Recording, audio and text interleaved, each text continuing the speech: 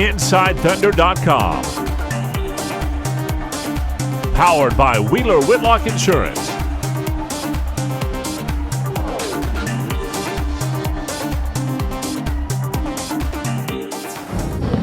Hi, I'm Randy Renner at Chesapeake Energy Arena. The Thunder now have their longest winning streak of the season, 4 games after swamping Detroit 103-87.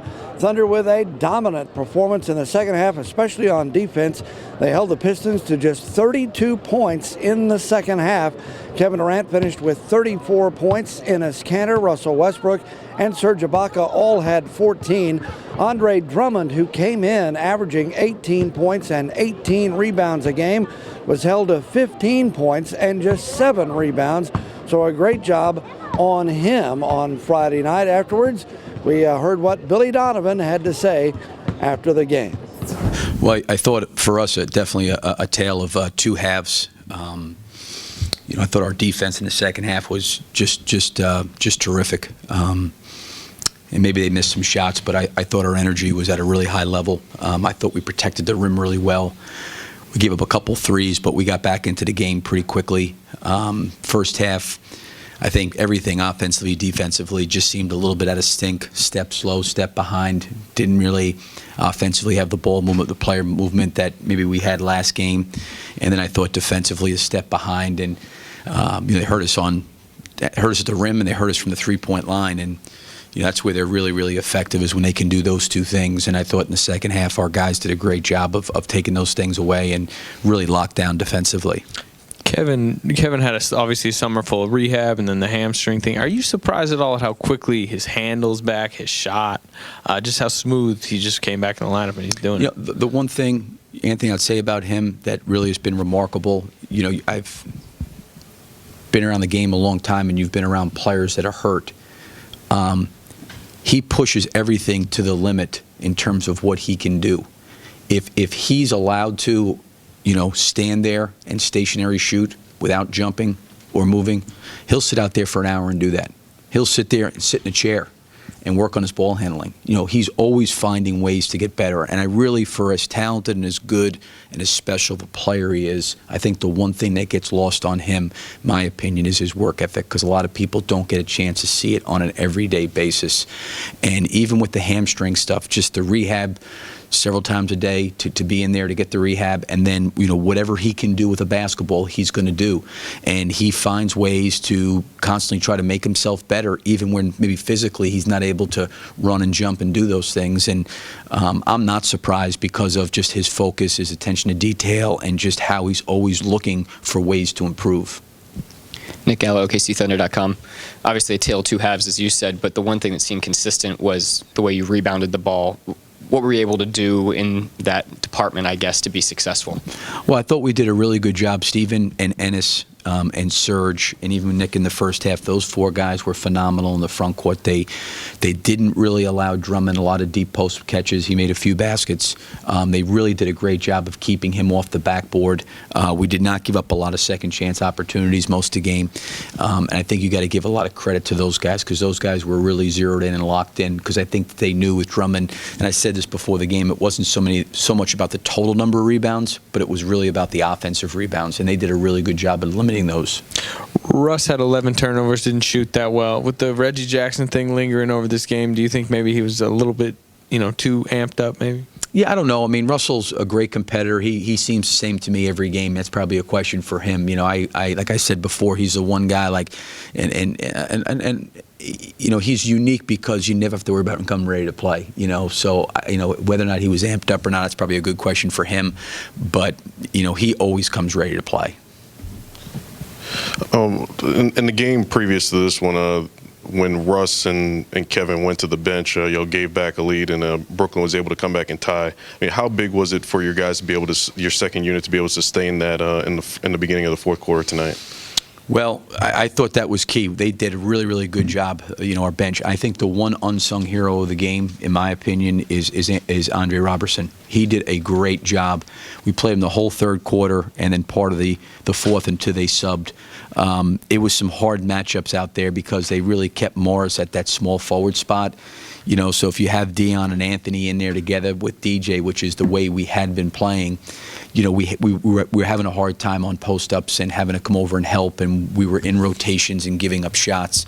So I thought the bench tonight really did a great job, certainly in that third quarter when we started to sub, and then through the fourth quarter, allowing Kevin and Russell, both those guys, to come back in the game with, I think a double-digit lead at that point. Maybe it was 10 or 11 points, and those guys pushed to 17. We got a little bit careless, with that 17-point lead, let them get it down to 12. But we found ways to get stops and neutralize some of the things we didn't do great on offense. Is there a trust that you're building with putting Ennis on the court for extended stretches? I know Steven did a good job on Drummond to start the game, but you had Ennis Canner on Drummond and times in the fourth quarter as well. Yeah, no, I felt like Ennis was really playing well. I thought he was really, really playing well. I thought he did some really good things out there. He got some offensive rebounds late. He's working in pick and roll coverage really, really hard. I think he continues to get better. He is young. I think a lot of times, when you see a guy like Ennis, who's been in the league for several years, you look at him as being maybe a little bit older, but he left after his freshman year of college, so he's really a young guy, and he missed a whole year of his freshman year in college playing. So he's got a lot of growth ahead of him, and he'll continue to get better because he's a good worker, and he absorbs things, he takes things in, and he really gives a good effort. And I felt like he did a really good job on Drummond, but more importantly, in the game, they don't really run a lot of necessarily post-ups. He's going to get 5 or 8 a game, but it's the rolls to the basket, and the floor starts moving behind him, and he's rolling, and he's a handful. And I thought Ennis made some great decisions of stopping the ball and finding ways to get back to him. Hey, Susan Bible, Basketball Insiders. Overall, Steven Adams, what kind of growth have you seen in just this short period of time that you've been here? Yeah, I think Steven continues to get better. I'm sure for him and the rest of the guys, I think when there's a change, there's things that you've got to get accustomed to and things that are new. But I got a lot of confidence in Steven. He's really unselfish. He's a total team guy. He wants to win. He'll sacrifice anything for those guys. He does all the dirty work. He bangs. He's physical. He gets beaten up every game. He's in a hand-to-hand combat every single game. And I think he continues to grow offensively. It's a little unusual to see a mid-possession timeout in the NBA. That's something most coaches don't do. You and Brad Stevens have kind of brought that, I think, into the college game. What do you see in, or what causes you to go ahead and pull that trigger? Well, I think, one, the way the floor was spaced was the one thing. Kevin's up top with the ball, and he's going to have to get caught going just one-on-one at the top of the key. And not to say he couldn't manufacture a shot, but really the timeout was, one, to diagram something, that we could maybe get a little bit of movement, and then 2, was to say, hey, listen, coming down the stretch here with 3 or whatever it was, 3 something left to go, we don't need to get stagnant where we're just holding on to the ball and letting the clock run down. We've got things where we can create some movement and cutting, and you can use the clock and do some of those things. And I was trying to, 1, get them organized on that possession, and 2, give them a few things that they could run coming down the stretch instead of just standing there and just maybe Kevin taking the clock down to 8 and then trying to play in a high pick and roll.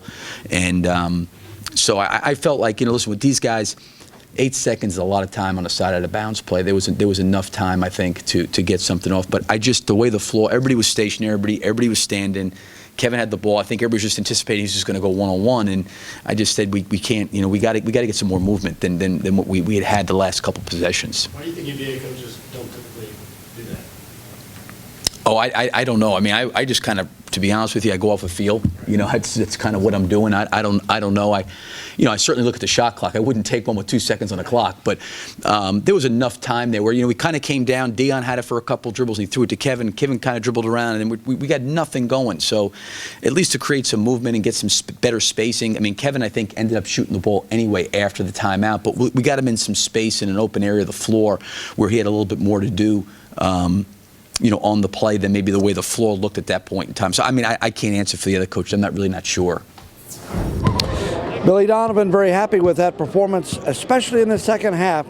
The Thunder a little bit sluggish, both offensively and defensively in the first half, but they really got it going in the second half. So 4 straight wins for Oklahoma City. They're on the road now with a game in Atlanta and another one in Miami at the first of next week. We'll keep you updated, so keep it here at InsideThunder.com.